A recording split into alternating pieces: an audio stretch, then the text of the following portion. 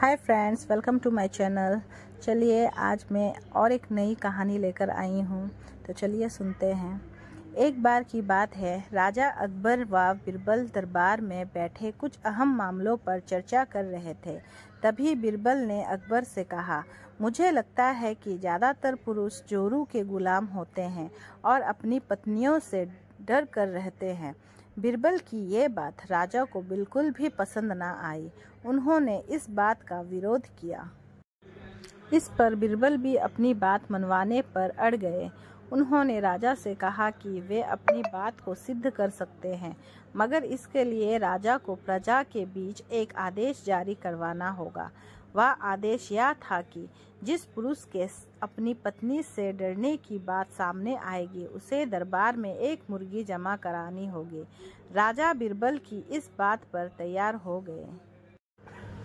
अगले ही दिन प्रजा के बीच आदेश कराया गया कि अगर यह बात सिद्ध हो जाती है कि कोई पुरुष अपनी पत्नी से डरता है, तो उसे दरबार में आकर बीरबल के पास एक मुर्गी जमा करवानी होगी।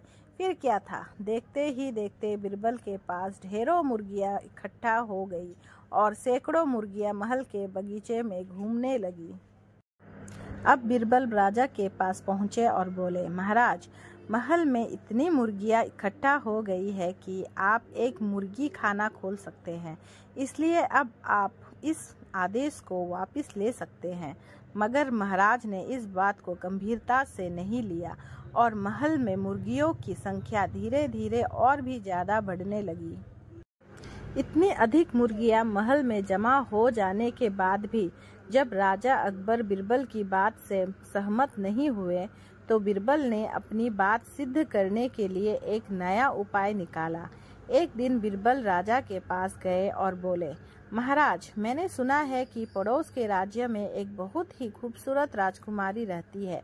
अगर आप चाहे तो क्या मैं आपका रिश्ता वहां पक्का कर आऊं? यह सुनते ही राजा चौंक उठे और बोले, बीरबल, तुम ये कैसी बातें कर रहे हो? महल में पहले से ही 2 महारानियां मौजूद है। अगर उन्हें इस बात की भनक भी लगी तो मेरी खैर नहीं होगी।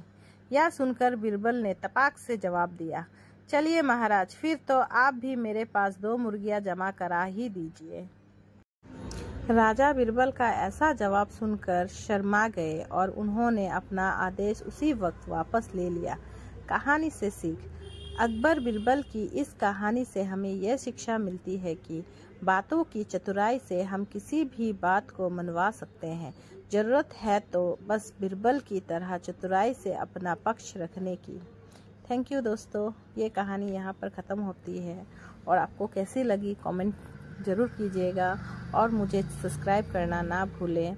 तो मिलती हूँ अगली कहानी के साथ। Bye bye.